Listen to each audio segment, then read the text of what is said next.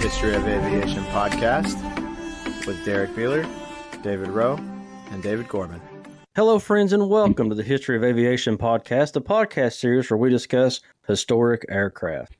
I'm Derrick Beeler, and I'm joined by co-host David Rowe and Dave Gorman. In this episode 35, we will be discussing the GB Model R Super Sportster.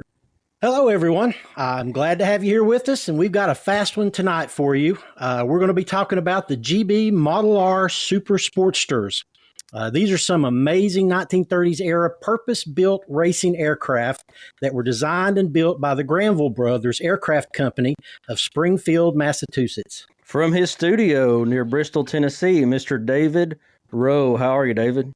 I'm doing excellent. It's been a fun week here in the Tri-Cities. I've had some really good visitors to the airport this week. I had a AC-130 gunship Hercules. Came in on Monday, did some touch and goes at the airport. The next day, I had an E-2 Hawkeye from the East Coast show up and spend about an hour doing touch and goes. And then the following day, I had a Black Hawk fly in and fly out. So I have spent a few hours at the airport this week getting some really great military aircraft. So good week for me. Thank you. From his mobile studio on the road tonight, Mr. Dave Gorman. How are you, Dave? Doing great. I am indeed on the road to complete step 2 or day 2 of a short rock and roll jaunt. My nephew's band is playing tonight in Bowling Green, Kentucky. They were in Knoxville last night, so I went there. And, hey, it's my nephew. It's family. So making a little trip up, coming back tomorrow, but just to show that this old man can do it. At least so far I can do it. We'll see how that goes tomorrow when I'm coming back and maybe a little bit tired. But staying with another brother in Bowling Green, so going to see some family, and that's always fun. Things are good. I am a middle school teacher, and it is Halloween week, and so that's always an interesting time as children attempt to see what part of the dress code they can get away with breaking with costumes and things like that. So I'm still working on my costume for Tuesday. I'll update you on what it's going to be, but I think Definitely. My group of teachers, we're going to dress as idioms, and I think I might wear a name tag that says, my name is Life, and I'll be holding a bag of lemons. I don't know if any of the 7th graders will get it, but I'll laugh. We'll laugh with you. That's a good one. When life hands you lemons, right? That's exactly right. Yep. Exactly. So there, right. but that's enough for me anyways, you know? I completely understand. And this aircraft, very brand new to me. I just started doing research on it yesterday, I think, and I'm like, oh, this is an airplane. What's up with this thing? Pretty crazy, but I'm glad you're joining us from your studio there in Alcoa, Tennessee. I am. How are things going for you? Things are very well. I've been off work all week and projecting around the house. So, yeah, I've been going really well. Oh, man. Sometimes it's great to get that extra time, and sometimes it just reminds you how much you have left to do. I done more physical labor this week than I have ever in any week at work. Well, welcome to home ownership. Exactly. Oof. Well, I'm going to attempt a nice little segue here, because when you think about labor, you think about aircraft, and you think about 30s design, this is a plane that had some very, very complex engineering and some high-tech kind of things that were incorporated into it. Very, very purpose-built, grew out of a company business that had already seen some success, but these guys were going after big bucks and high speeds, weren't they? Absolutely. They are the epitome of the 1930s air racers. They were all about speed and squeezing the last little bit of performance out of an aircraft. And so what they came up with is very unusual to look at, but it obviously did exactly as it was supposed to, because it won some races. So the GB Model R Super Sportster, it's a great airplane and is a winner. It's got a bit of a tough reputation. A few of them were lost in crashes, but what they designed is what they built. They built some fast racers. I was really thinking about the time that these things came online. the 20s with all the glamour of the roaring 20s, all that kind of stuff, coming into a period that seemed to be prosperity after World War One.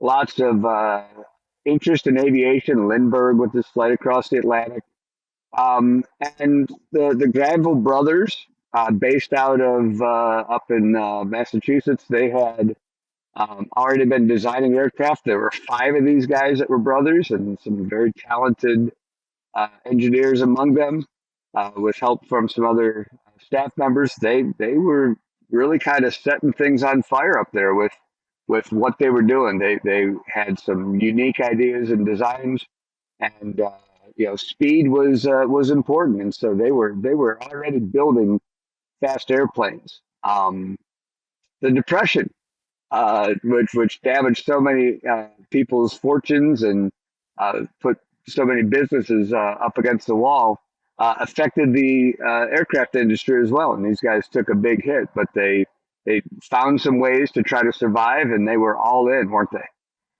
Absolutely. And speaking of finding a way to survive, this is one of the most amazing parts about this. Did you realize that they basically did a Kickstarter to build these Sportsters airplanes? They started. What was that? 90 years before you ever heard of that idea, 85 years, they were crowdfunding, weren't they? They were crowdfunding. They started a Springfield Air Racing Association group. And literally, it was a Kickstarter to raise money to build these two Super Sportsters. So one of the brothers was saying they would go to the shop in the morning, work on the aircraft until lunchtime, and then after lunch, they would go out into the community and just stop into businesses and say, hey, would you like to buy $100 share of the Springfield Air Racing Association and help us build an airplane that we're going to race and win the Thompson Trophy with? And by gosh, they raised a little over $5,000, which was just enough money to finish building the aircraft that they needed. So yeah, they literally crowdfunded themselves into existence during the Depression. That's just amazing. I was really struck by seeing, and of course everybody knows who Jimmy Doolittle is, seeing his name, and I thought, the guy who's known for the Tokyo raid and leading that, and the bravery and designing it, and all the things that they had to go through to get those B-25s off the deck. That guy flew one of these racers. He'd already faced death. He'd already learned something about rising to the challenge and taking things to their limits. So I learned a little bit more just doing some research about his involvement with the GB racers. Well, do you know how he ended up in the pilot seat for the R1? Tell us. Okay. Well, he was going to race in the Thompson Trophy race, and he was flying a Super Solution, a Laird Super Solution. And apparently it had retractable landing gear. And when he landed, the landing gear failed, didn't work properly. So he crashed his airplane. So suddenly he didn't have a ride to race in. So the Granville brothers got in touch with him and said, hey, come out here, take a look at our airplane, see if you want to fly it in the race. So he shows up at the airfield in Massachusetts, gets in the airplane, looks it over. About an hour or two later, he goes, all right, let me take it up. He gets in it, flies it all the way to Cleveland, sends them a telegram back and says, it flew great. I'm here. Okay. And that was it. He was the pilot, just like that. But now, wow. Speaking of, exactly. So he had some motivation, but my gosh, he figured out how to fly it and was suddenly their pilot, wasn't he? Exactly. He was everybody wanted him anyway because he was a great pilot known. And so sure enough, he picked it up in a heartbeat.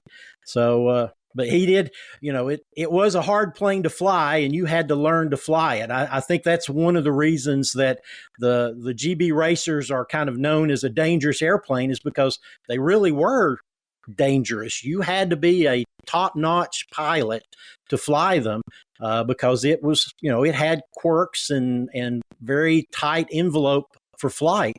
And it required a pilot that paid attention to all those things all the time.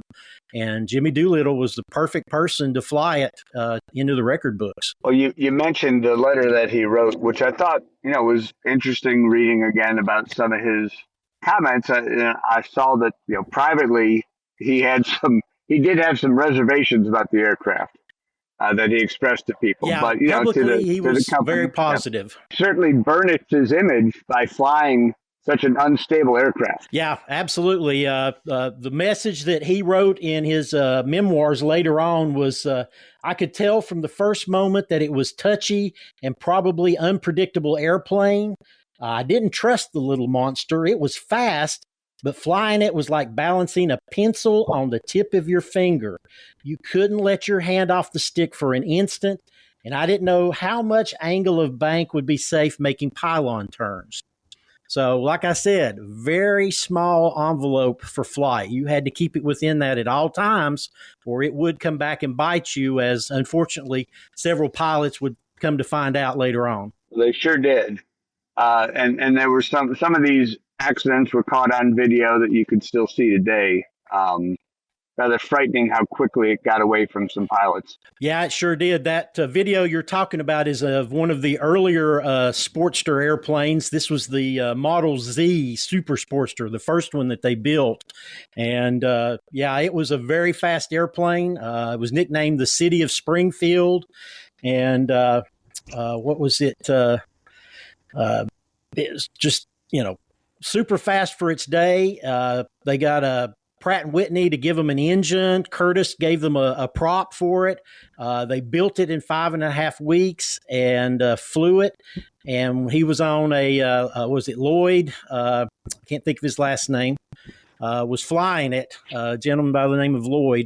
And the wing just failed on that Model Z, and it just spun right in a heartbeat. And unfortunately, it was caught on film, and it's been replayed 1,000 times since then, and was one of the reasons that everybody saw it and kind of had a bad feeling about the plane. But again, we're talking 1930s technology, 1930s materials, and they were pushing these airplanes really hard to go fast. So accidents are bound to happen, and this one was just one of them that got caught in it. Well, this airplane did have some success, though, didn't it? Absolutely. So we've been talking about racing, air racing. If you're not familiar with it, there's a couple of races in the 30s. The national air races, they had the Bendix race and the Thompson Trophy race. The Bendix race was a race around the country. It was a long distance race. So you would fly from location to location, and the first one there was the winner. The Thompson Trophy race was around the pylons. If you're familiar with the Reno air races, which just concluded this year, it's that type of race where you do a circle around pylons in a controlled area as fast as you can. First to the finish line is the winner. So they were building these Sportsters for two different races. So they built two different Super Sportsters, the R1 and the R2. The R1 was for, top speed, fast as it could go. It was, so here we go. The R1 strictly for pylon races and speed dashes. It had one fuel tank that had 160 gallons. It had a 20-gallon oil tank, had a steerable tail wheel. The R2 had a smaller engine because it was it needed extra fuel, so it didn't need as big an engine. It had larger fuel tanks for the long-distance cross-country racing. It had 302 gallons of fuel in it for that extra distance. I think it had an 18-gallon oil tank, had a fixed tail wheel, and it also had running lights so it could fly in the nighttime. Because, again, they're flying cross-country. So we've got the same airplane with some subtle differences between them, but they are configured for these two different type of air races. And they were very competitive. And as a matter of fact, the R1 with Jimmy Doolittle at the helm actually won the 1932 Thompson Trophy race. Thought it was very interesting back in the early 90s when all of a sudden there was a GB racer appearing at air shows, and I was stunned by this and surprised, and did not realize, of course, that it was a replica that was flying, but had the chance to see it fly a few times. Fascinating aircraft, but I had an uneasy feeling in the pit of my stomach about it. Well, I think you're talking about Delmar Benjamin, and he flew that airplane amazingly. I mean, he pretty much proved that it was a capable aircraft. It was a safe aircraft. He flew it for, 10 years, from early 90s until about 2002. All kinds of air shows all across the country. I saw him fly in Chattanooga. I've got pictures of him flying by. It's an amazing airplane to see. It's so fast. It's just hard to, describe how fast this little tiny thing, because it's big and round, but it's not a big airplane. It's very short, and it's just amazing to hear it buzzing by you. So, they absolutely built an amazing replica and put it through its paces all across the country. Another thing I learned with the position of the cockpit, because that, along with the barrel shape and just that big bulbous nose and the short fuselage, the stubby wings, all those things, the position of the cockpit, I just thought, well, that's strange, but I never went further than that until recently, and saw that it helped it was put back there so the pilot could see the pylons during the air races. Well, it's actually as much that as it is for weight and balance, because of that gigantic engine in the front. You had to put the pilot further to the back to help balance the aircraft out. So it was both of those reasons, got him back because, that big nose, it's hard to see over it. So you have to get a little bit back from it. Well, and we mentioned the brothers were very talented designers and engineers, so that would be something that would have given them an advantage as they saw it. But they understood about weight and balance and aerodynamics and things like that. So good on them. Exactly. I was listening to a video, and one of the people that knew the Granville brothers was talking about the fact that the oldest brother, Xanthford, they called him Granny, was his nickname. Granny was the kind of the idea guy. He would come up with crazy ideas, but they had some really smart engineers that they brought in, Bob Hall and Pete. I can't think of his last name at the moment. But anyway, it was a really good combination of, engineering concepts with engineers to actually pull it together. They went with that teardrop shape because it was known that was a really aerodynamic shape that could go through the air. So they actually built some mahogany models in that teardrop shape and put it in wind tunnels to test which would be the quickest way. Where do the wings need to fit? Where's the cockpit need to be? All these things. They were really cutting edge testing aircraft. They were looking at all of the things. I read somewhere that they even tested this aircraft up to 12 G's tolerance.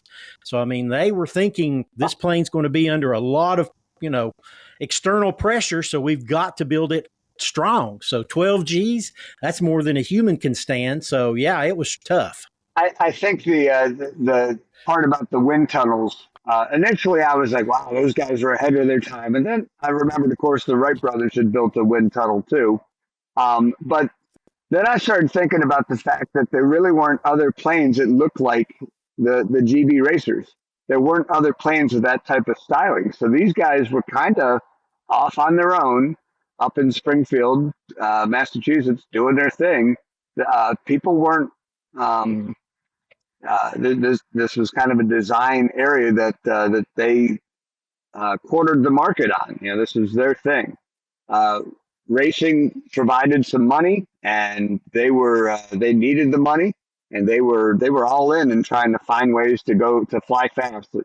Well, if you look at the prize money from back in those days, it was $5,000, $10,000, which in today's money doesn't sound like a lot, but in 1930s money, $40,000-$50,000 is the equivalent to that $5,000.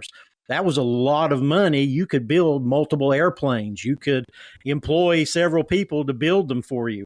So yeah, winning these races was, primary. They had to win races in order to keep the company rolling.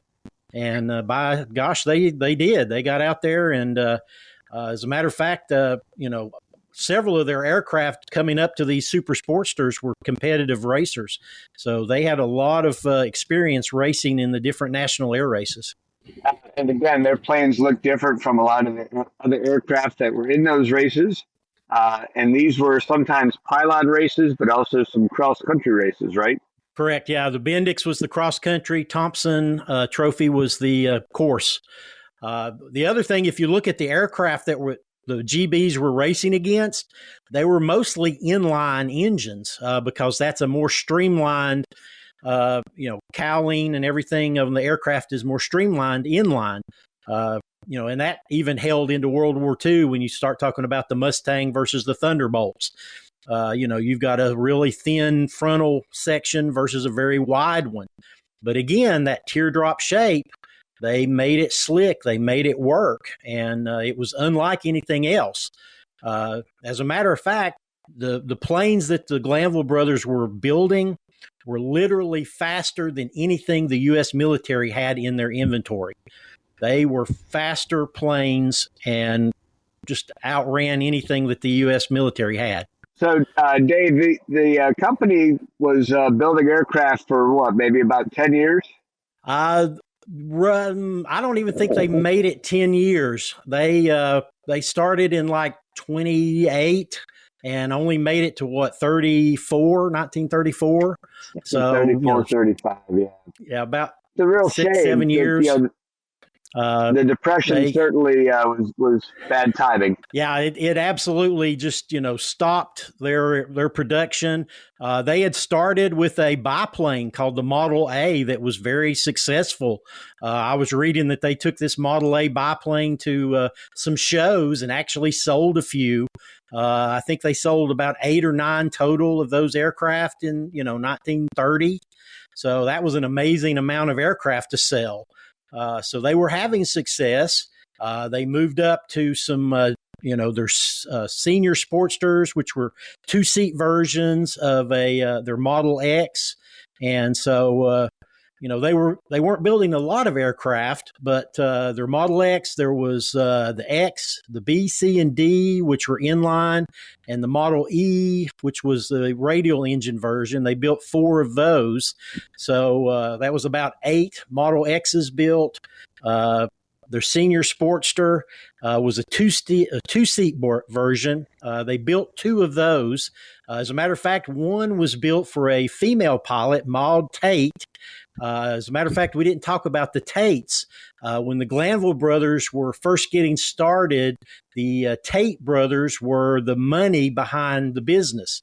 They funded their construction and getting the business started. So one of their children ended up getting one of the planes that was built. So, interesting there that, they got some money and they returned the favor by building an airplane for them. So, again, we're at 12, 14 airplanes. Then we start getting into the racing aspect. When the Depression hit, nobody's buying your airplanes anymore. So where's the money for airplanes? It's in air racing. So they changed direction and went into the air racing really hard.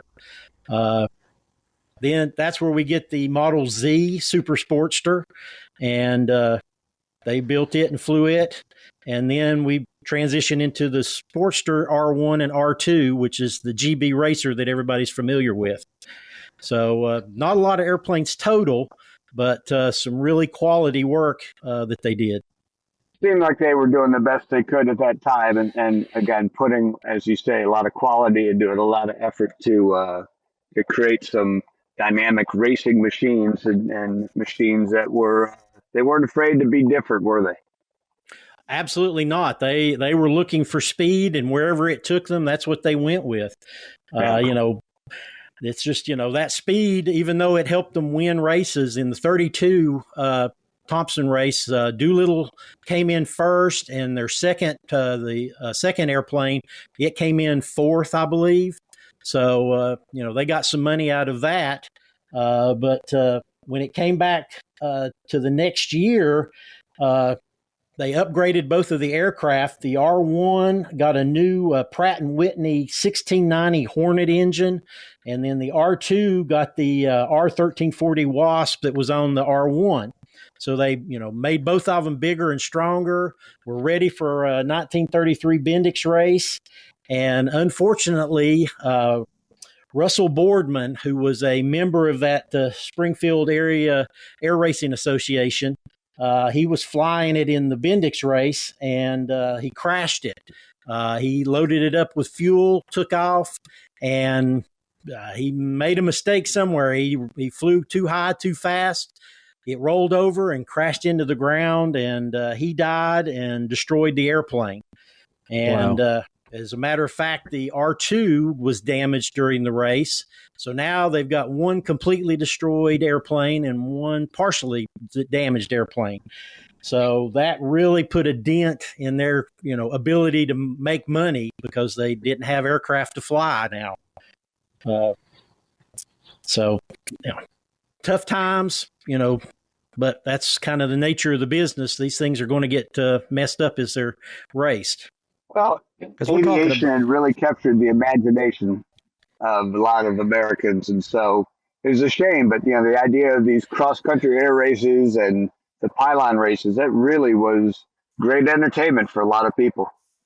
Oh yeah, if you look at the videos, there are videos from the 1932 air races that I've watched, and the stands are full of people. There are crowds of people there. So there was a lot of interest in aviation at the time. Again, we've got, Spirit of St. Louis crossing the Atlantic. It made a sensation for aviation that did not dissipate for a long, long time. As we're talking about the GB here on the episode 35 of the History of Aviation podcast, let's jump into final thoughts, starting with you, David Rowe. This is an amazing airplane. Like we said, Dave and I have actually seen the replica fly. It's an amazing thing to fly. I will even tell you that I have flown a GB. I actually have a remote control GB in my basement. And nice. Much like the real ones, I was flying it one day about a year ago and was coming in for a landing. And if there's one thing about a GB is it's got a very tight flight envelope, and I let it get slow and it snap rolled into the ground, and it's now in two pieces. I've got the motor and the engine, and the cowling is on one piece, and the rest of the fuselage and wings is in another piece. So I can attest it's a very fast airplane. It was fun to fly, but man, you've got to take care of it. So they were built for speed. That's what they do. Hot, fast airplanes. This was something funny. One of the old guys was saying it was not made for Piper Cub pilots to fly. And that's exactly right. It's not for your general aviation person. This requires, a top-notch pilot. But the legacy of the Granville brothers is unique and influential to this day. So when you think of air racing, the GB racers are what you think of. Dave Gorman, final thoughts? I will agree with all of that. I think that it's unfair that the plane itself has been saddled with such a reputation, but it was a hellish thing when you lost control, and the results were pretty final and fatal quite often. So the fact that those things exist on video, certainly did not help the reputation. But for its time, for its job, for the technology, what a remarkable aircraft. And again, when I saw one flying, I was like, whoa, my gosh, I can't believe this thing. It was just fascinating to watch. I couldn't take my eyes off of it. Just moving so fast through the sky, and had a really cool engine sound and everything. Several years ago, I visited Fantasy of Flight down in Florida and saw that Delmer Benjamin's GB is there now, and it's been there for several years. I don't know if Kermit Weeks will ever fly it again. He's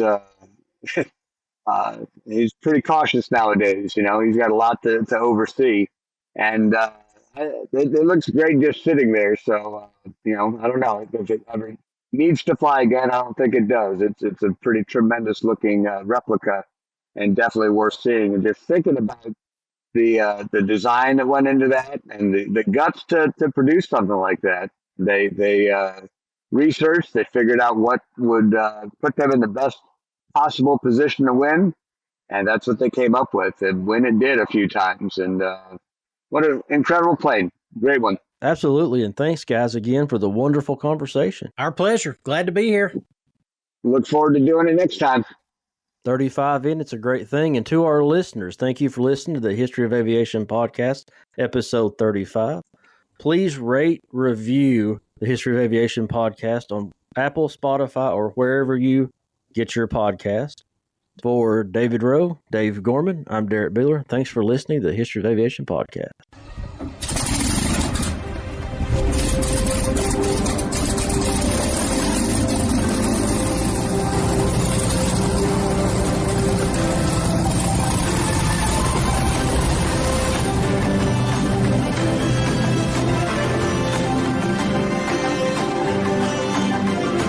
This is Joe Morse. You are listening to the History of Aviation podcast with Derrick Beeler, David Rowe, and David Gorman.